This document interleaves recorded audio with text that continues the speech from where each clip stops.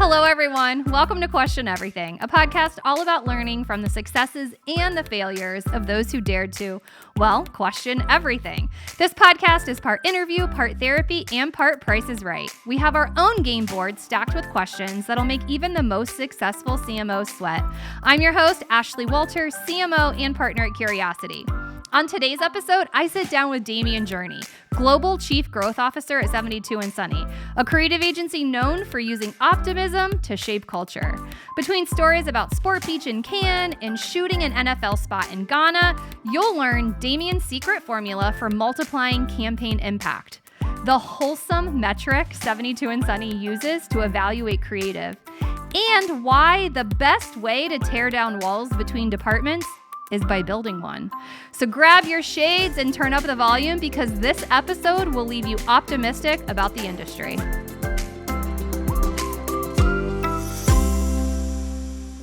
Damaune Journey is the Global Chief Growth Officer at 72andSunny, where he oversees global revenue operations, including marketing, business development, and corporate communications. Under his leadership, the agency has established over 50 new client partnerships, including CarMax, Cadillac, and United Airlines.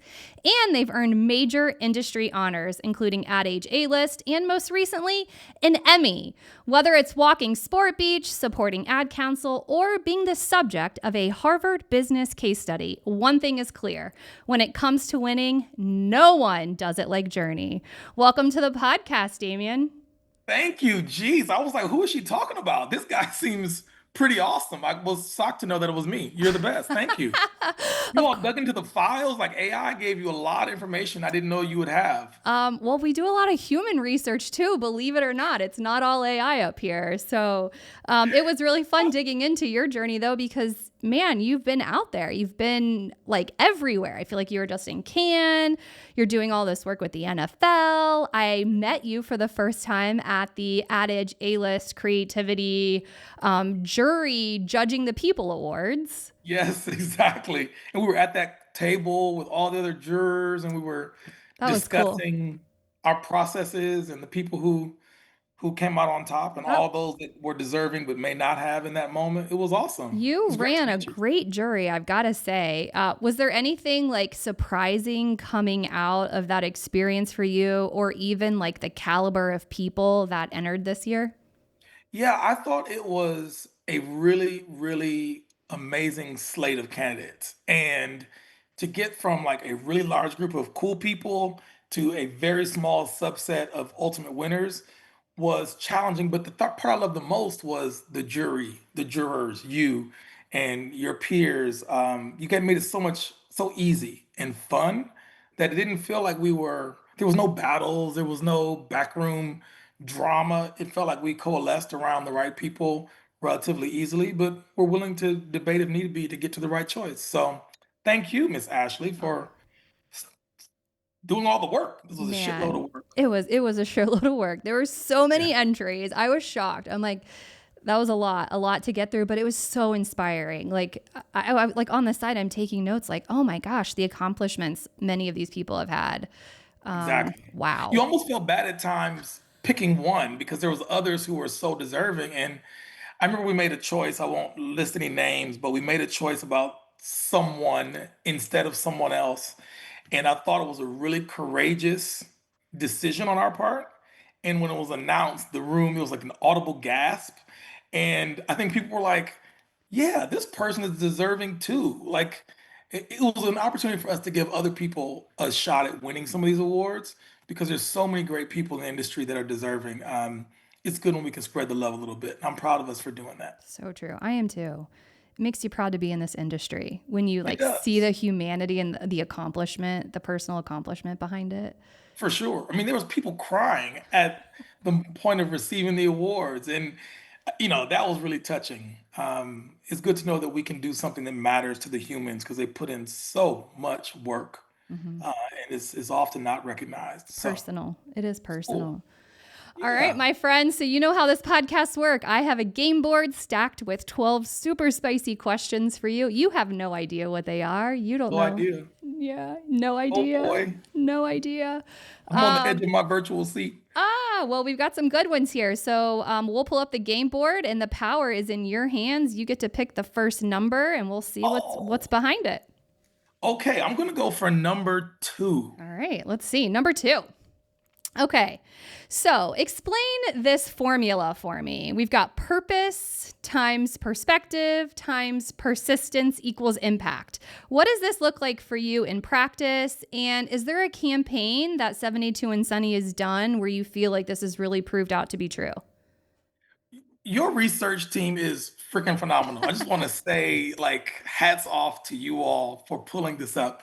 So, that formula is one that has been kind of a personal impact formula for me that I've tried to live by. So let's start with purpose. Like it's important to have a purpose and to understand what that is. Let me back up before I get there. I'm an engineer by trade, and what I learned very quickly in engineering, and this is a simple math problem, is 10 plus 10 plus 10 is 30.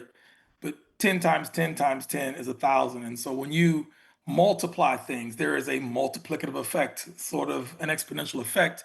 And I think that with impact, it's kind of the same way. If you can take the right variables and kind of multiply them, you can have an outsized impact on an environment or a space. And so for me, as I started thinking about the things I've done in my life and specifically what I try to do in advertising, impact is one of those. So the way I get there is define my purpose and be very, very clear about that. And if I can multiply that by some perspective, in my particular case, I'm not from advertising. I've been here less than 5 years, so my view of the world, of what we do and why we do it, is different. I'm a black man from Flint, Michigan. That perspective is not often represented in advertising, so I can apply that to the work that we do. I'm a dad, I live in California. That's a different perspective than many other people that I work with. And so I can apply that. So when you can apply a different perspective to a problem and you have a purpose that is clear in your mind, if you can then apply the third piece, which is persistence, you, I think, can provide and deliver a tremendous impact. So that's the impact formula that I've tried to live by and bring to bear on my time here in our great industry. Mm. Um, and I think, frankly, there's nothing magical that only I can do. It's not proprietary. I think all of us can apply those same elements to the work we do and really generate outsized results. So that's the impact formula, hopefully broken down into its component parts. That's great. That's great. So Yeah. Now, is there any work that, like, when you think about that formula, that comes to mind where you actually saw it in action? yeah, you mentioned it on the top that we do at 72 and Sunny. We work with the National Football League and have for a while. And because of their platform, both with the Super Bowl and just their general media footprint in the world, I think something like 92 of 100 most watched shows in the course of a year are football games. Yep. So we have a decided advantage by the scale of the thing. But when we deliver messages to the world kind of pays attention. And so we've been able to apply this same approach in the last three Super Bowls, I would say, as we talked about um, increasing opportunities for women to play the sport of football. In 2023, we won an Emmy for a campaign called Run With It. And that was about a young Mexican girl playing flag football. No one could grab her flags. And it ended with an ode to the women who are moving the game forward. That helped us get the LA 28 Olympics to include flag football as an official sport for the first time ever. That's going to revolutionize opportunities for not just female athletes, but also even pro football players will now have the chance to be Olympians, which didn't exist before that.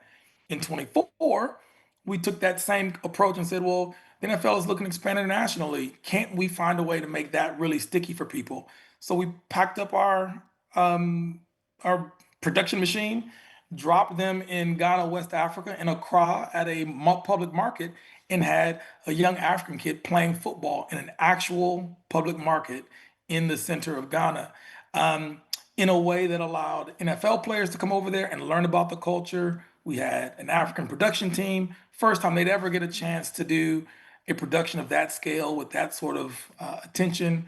And I think it changed a lot of lives in so far as the African diaspora being shown at the Super Bowl in a 2-minute film Mm. sponsored by the NFL. And then last year, we went back to women playing flag football with a spot called Flag 50.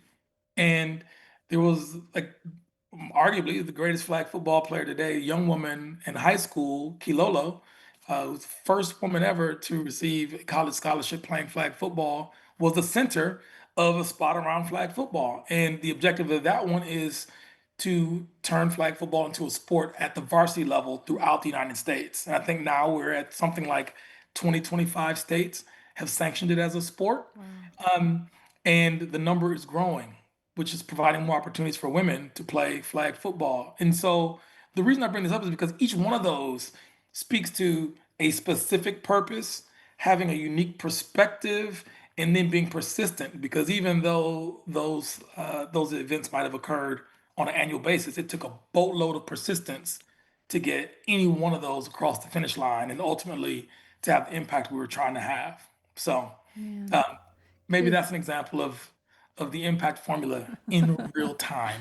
nailed it. I mean, incredible example. And I love that the way you're thinking about impact is in these like micro moments too. Like you mentioned, the people behind the camera and the directors that you brought on to work on the project. Like you're really thinking about impact along that entire creative supply chain. So Yeah. kudos to you guys. It's funny you mentioned this. One of the things that's important to us at 72 and Sunny is that like we want to expand and diversify the creative class.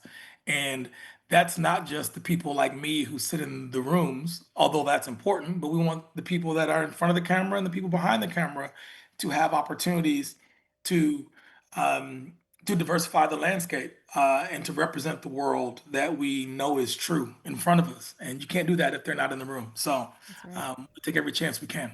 That's right. Great. All right, let's go back to the board. Oh, here we go. Here we go. I'm going to go for number 4. All I'm right. keeping with an even number strategy so far. I love seeing everybody's strategy.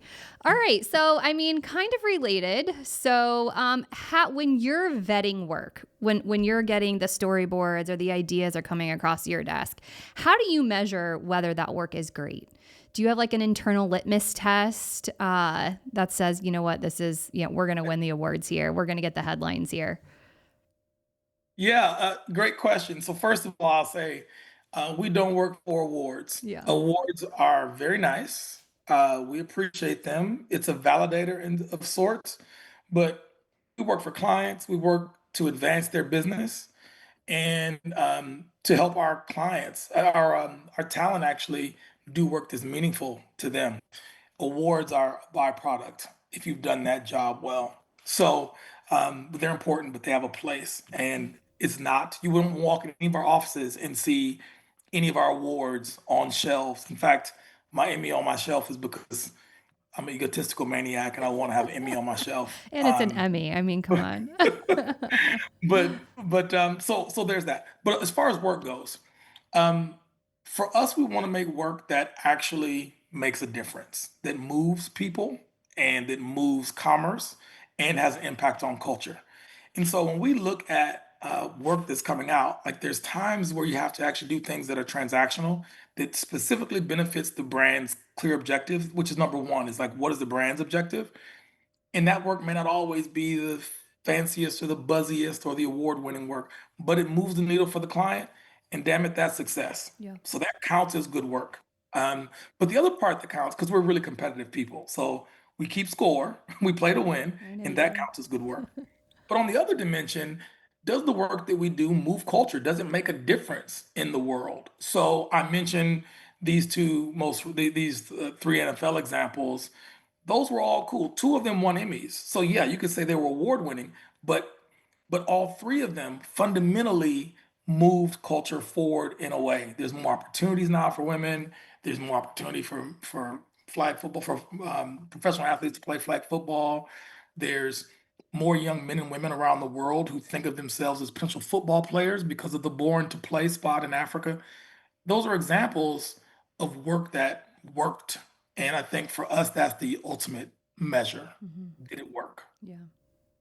Does that help? Yeah, I think that's great. I think a lot of agencies, I imagine, I believe this to be true, look up to you guys, and you're one of the best, I think, in the world. And sometimes it can look easy, right? It's just banger after banger after banger after banger. And so it's good to kind of get in your head, like, what are you looking for? And when do you just feel it in your gut, like that's going to work? And so, yeah, I think You know, that's here's a simple other thing that our chief creative officer, our global chief creative officer, is a man named Matt Murphy. He's freaking brilliant, and he comes from a long line of brilliant creative leaders. Our founders, Matt and John, John and Glenn, are both creative geniuses, and oftentimes I think about and we use what we call the Murph meter, like will this meet Murph's standards?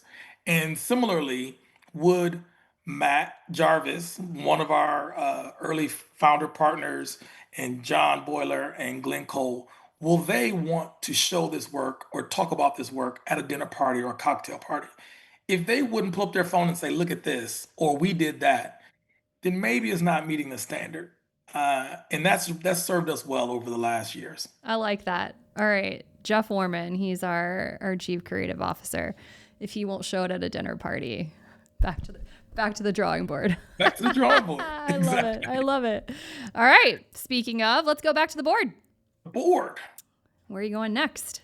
Okay, see, I'm going to throw you all the way off. I'm going to go to 12. All the way to the end. Let's go, 12. All right. So you said this to me at A-List. Actually, it was on one of our jury calls, and actually, you didn't say it to just me. You said it to everybody, but I actually wrote it down. And you said, if you want to make it in the big leagues, film can only be part of your story. So I'd love to hear your perspective. Talk about how like this old school TV first mindset has evolved and why you believe it's important to think beyond the spot. Oh, what a wonderful question. We have the benefit of living in a time where the mediums that we use to consume information has changed dramatically. I mean, you know, just looking at you, you're clearly someone who's not past the age of 30, so you would know this. But before you were born, back in the dark ages, TV was in black and white, and there was before that there was radio, and we're now at a place where linear TV is really struggling. I think sports is kind of the thing that keeps it alive, and even that's moving to streaming.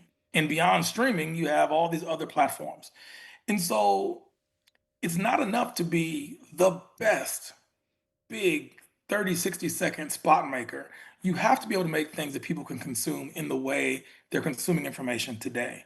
I have my buddy was here with his son who's going off to college, 17, 18-year-old kid, starting college in the fall. He was with us for 4 days and he watched my huge 65-inch television screen about 2 minutes in 4 days. He was on this Mhm. for like 1,000 hours in that period of time. And so if you can't make something that catches someone's attention on a small device or on an app, then you're going to find yourself going the way of the dinosaur. And so for us, it's about how do you capture someone's attention and deliver emotion and a message that can move them wherever they might be. For some people, that might be radio. For some people, that's a beautiful out of home. For others, it's something on their small screen that actually can capture their attention. And so I think it's incumbent upon us as marketers to be nimble enough to deliver information where people can consume it. The old adage says, fish where the fish are. You're not doing very good if you're a great fisherman, but there's no fish in that space. Go to where the fish are. Yeah. So Yeah, that's really great advice. When you guys are concepting, do you start with the spot or no? Like we don't even need to see the 30-second script or the 15-second script. yeah, for us, it's about the idea Mhm. and what the brand plans to do. So we really, really like to know if we can what their media buy is or how they're planning to deploy media. If we understand that, then we can begin to concept specifically to that objective. If the brand doesn't yet have that or we don't have access to that information, we tend to show it in a variety of forms so they can imagine where this can live and how it can live across platforms. There's something great about a script, a manifesto, and a script. It gives people clarity and it's something that people still connect to in the room, but that does not mean it will always show up that way in the final deliverable. Yeah. I can think of a time we did this work with Tinder, Oh yeah. where it was not a commercial spot at all. We basically took the app and turned it into a choose your own adventure movie that you would tune into every Sunday night. And by swiping left or right, you would decide whether you would save the puppy or whether you wouldn't. And people would make these decisions over the course of this window of time, and they would then be matched based on their choices. Hmm. That was an amazingly successful activation, if you will, for that brand. There was not a TV spot associated with it, but it played perfectly to the audience they wanted to reach and their core audience, and it delivered for them. So it was a movie on an app, which is very different than a television spot on the screen. Yeah, brilliant. I love Yeah. that. All right, let's go back to the board. Back to the board. Oh, now you're really mixing me up because I've got to like I picked my easy ones. I like nine. Okay, Let's let's go go with nine. 9. All right, so I want to talk about your daughter for a second. And I know your kids have both been an inspiration, but specifically, let's talk about your little girl. I know that she was part of the inspiration for you joining this amazing advertising industry. And I also know that today you're a passionate advocate for authentic representation. We've already talked a little bit about, women in sports. You're also a member of See Her, which we are a member of See Her as well. So we share that passion. I would love to know, has there been a moment in your career where you've sat and thought, you know what, my daughter would be really proud of this work I'm doing? Well, what a wonderful thing to bring up. So this is my daughter. This is Kennedy, Oh, and she makes me happy. hi, Kennedy. There's moments that we probably don't get along, but I love her dearly. And so much of what I do, I think about through her lens. I grew up with a brother. I, though didn't understand women. I'm not sure how I even got married. Um, so she's like opened up a valve in my life that I didn't know existed. And so much of my choice, as you point out, to join advertising was in watching her during the pandemic. We're in this time, if you recall, the pandemic was locking us all in our homes. George Floyd had just been murdered. And I've got this, I don't know, 5-year-old daughter who's stuck at home watching media. And so I could choose what shows she watched that had representation that met my needs and standards, but I couldn't choose what advertisements she saw. Those would appear without discretion. And so as I became more aware of our industry and 72 and Sunny, I was like, I could spend some time in my life helping to shape those images and messages because they matter no less than the images on a TV show or a cartoon. So she was largely the inspiration behind the move. And so I'll tell you, there were two moments that really stuck out in my mind as points of pride. One was I mentioned this spot before, but the run with this spot with Deanna Flores, who was the star of the Mexican national football team, flag football team, young Latin woman. My daughter is a Blaxican. And so when I was able to meet Deanna and have her talk to Kennedy, Kennedy views her as her best friend, her pen pal, even though they've never met in person. This is a human that has transformed how my daughter sees herself and sports and what women can do. And so she refers to her as Diana Flores, and she has a signed football, and she sends video notes to her on WhatsApp. And so they have a relationship. And it's only because we were able to meet Diana and have her as part of our Super Bowl spot. But she's impacted my daughter and millions of other young women through her work with football and beyond. So that's one moment. And then the other was today. I was driving my daughter to camp, my daughter and son to camp, and they were having a conversation behind me, 9-year old and 5-year old son. And she mentioned that um, commercials are her football game. And daddy and mommy like to watch football, but I like to watch the commercials. And it really makes me sad when they fast forward through the commercials to get to the game because they're basically making me miss my football game, which is the commercials. And I was like, wow, Wow. my daughter thinks about me as a person that makes commercials, even though, let's be honest, I'm in business development and growth. I don't make any spots. But in her mind, I do. And she's gotten so drawn into commercials and what they mean and what's funny and what's interesting that for her, that's her football game. Whereas I'm looking at the men and women on the field.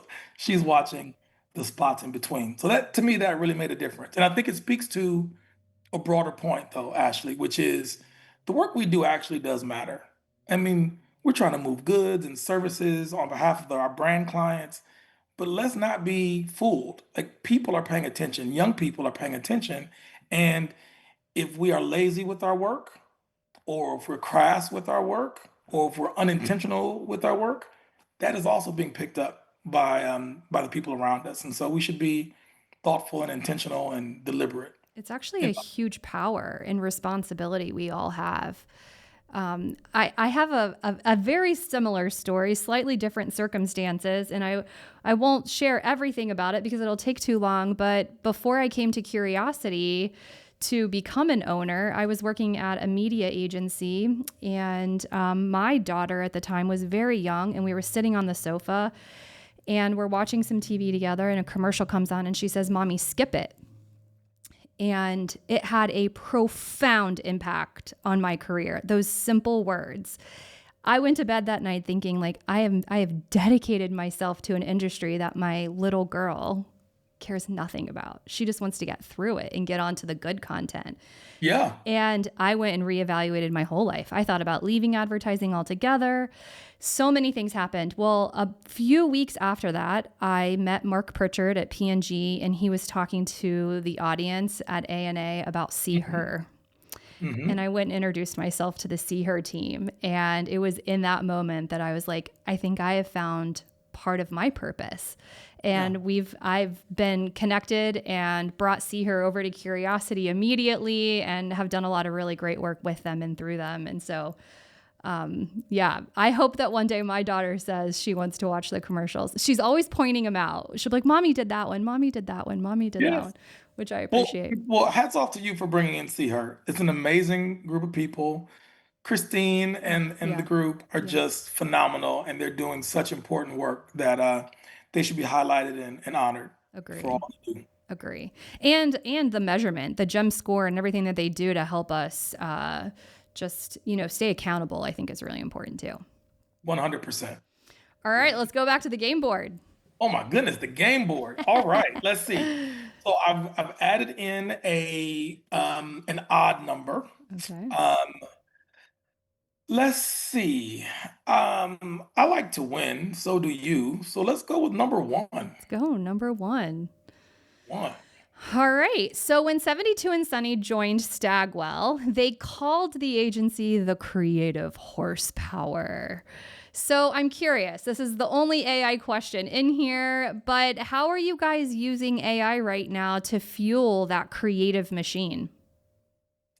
I love any question about AI, primarily because it's like 70% of all questions in the world today.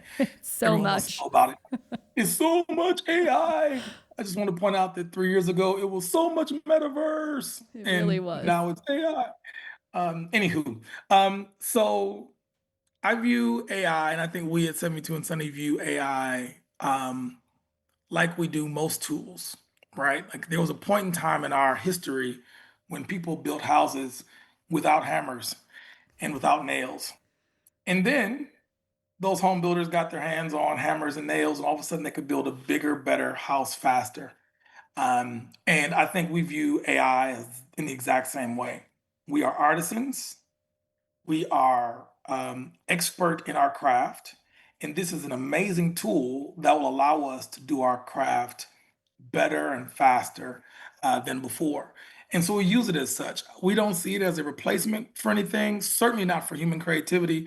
In fact, AI has not, and I doubt will ever get to the place where it can actually connect emotionally the way a human can, or understand nuance and context the way a human being can, or groups of human beings can. And so there will always be a place for humans in the loop. Certainly at 72 and Sunny, that will be the underpinning forever.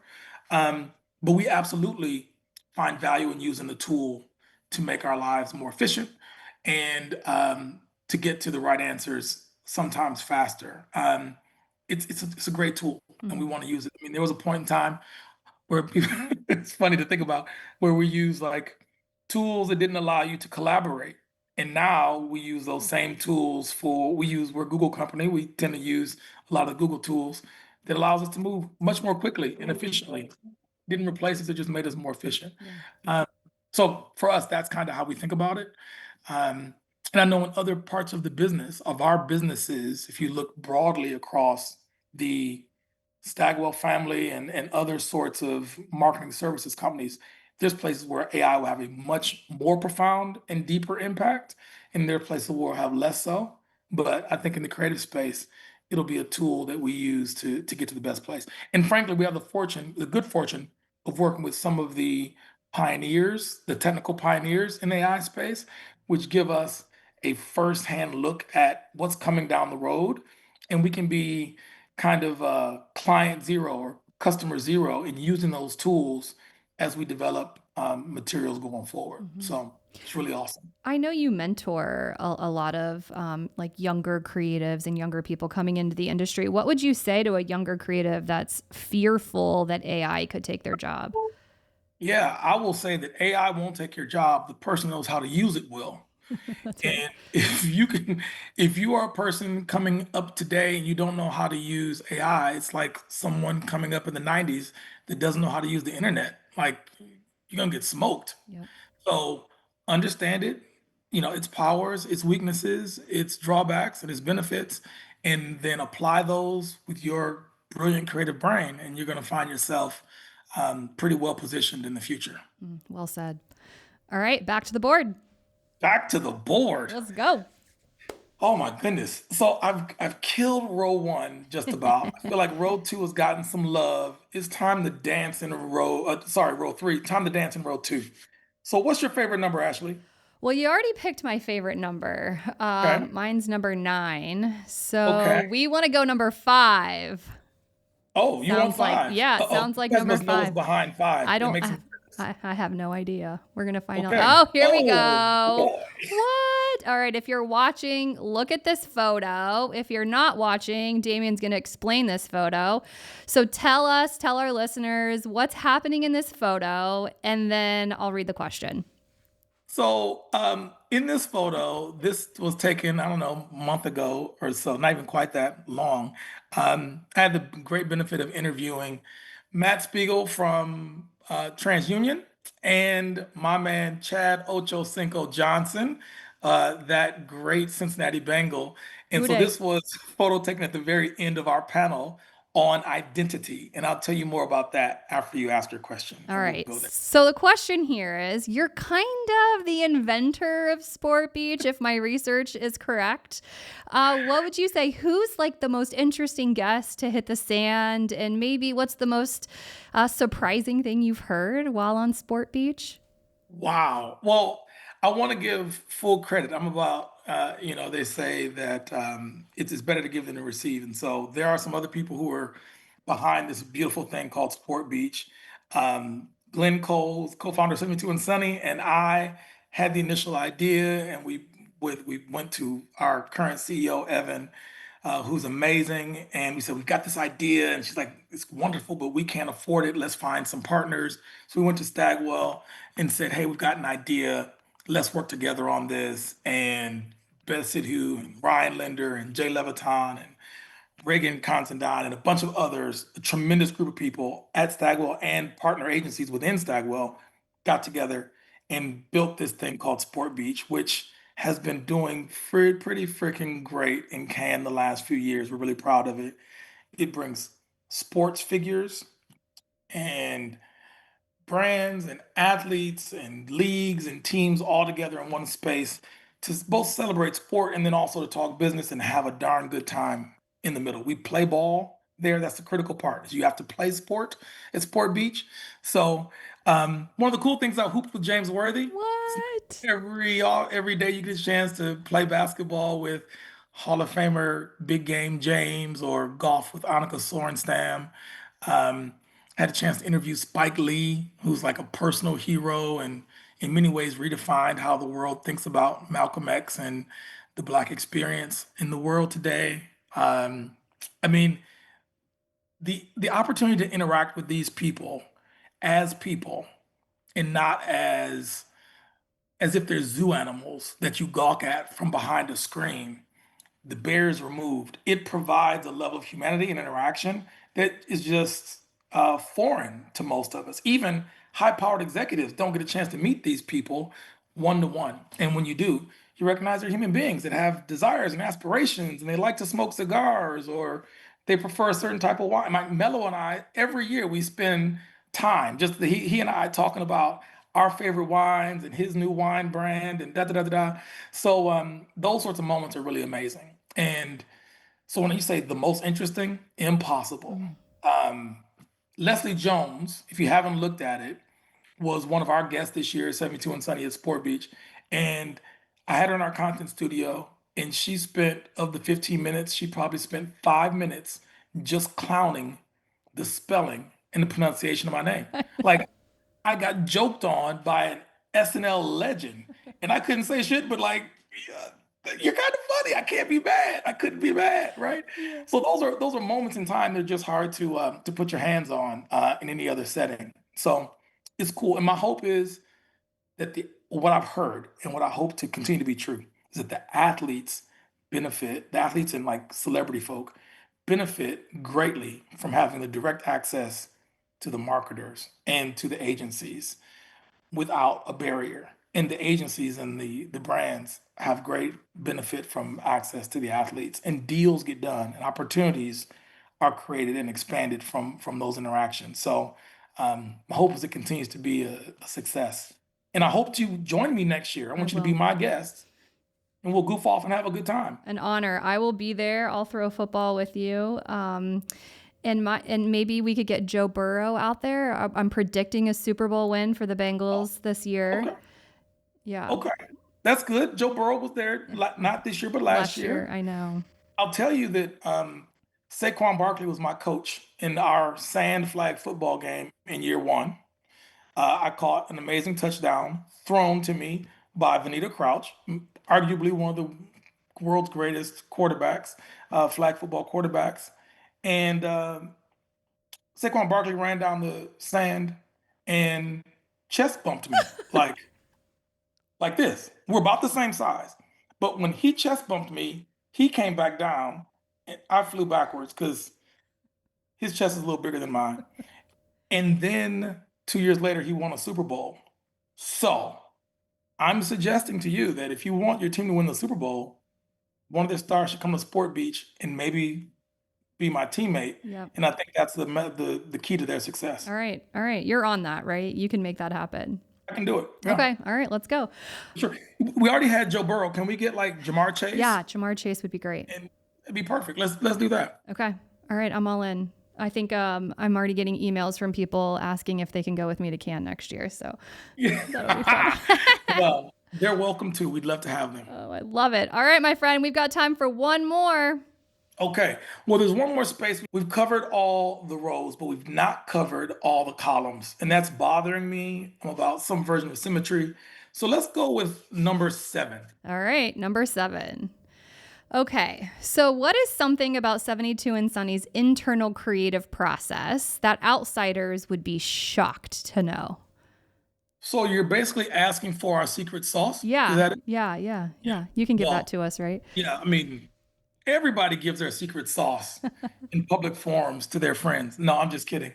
I think something that most people be shocked to know is that we truly and fundamentally believe that the next great creative idea can come from absolutely anywhere and from absolutely anyone. And so we have a process that allows us to put our work on the wall. And anybody that happens to walk by that wall, as long as you're part of the company, can comment, can ask a question, can throw an idea. And you'd be shocked how many people without a creative title come up with an idea or advance an idea that really moves something into the stratosphere.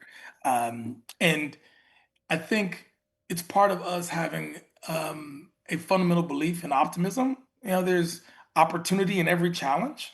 Then we should provide opportunities for everybody to see both the challenge and the opportunity and then weigh in on it. Mm. And so, who cares if your job is if you're in the finance department or if you are an EA or a biz dev growth type guy, you might actually see something from your perspective, provide some insight that can advance an idea that can really create breakthrough work. So we're really proud about that. I really like that you inspire that type of creativity from anywhere. So is it a physical wall? Like if I'm envisioning it, what does it look like? You'll have to come and visit Ah, I would love our that. office or our offices, Yeah. and then I can show you exactly. But in fact, there's a wall. Okay. And you're Yeah, and putting up there's some magic in storyboards? it. What are you putting up there? I mean, you're getting into the proprietary method now. I can't share all of that, but let me just say that when you're open and willing to display the thinking and invite others in to be a part of that thinking, you get some really amazing ideas that come from very unexpected places. Hmm, So that's I know great. some organizations are a bit more structured, and this is my department, and I toss my output over to you, and you do your thing and toss your. We're like, screw that. Drop all those walls. Let's collaborate on all dimensions, and we get to better outcomes, and oftentimes much faster as a result. That's great. Well, kudos to you guys. That's cool.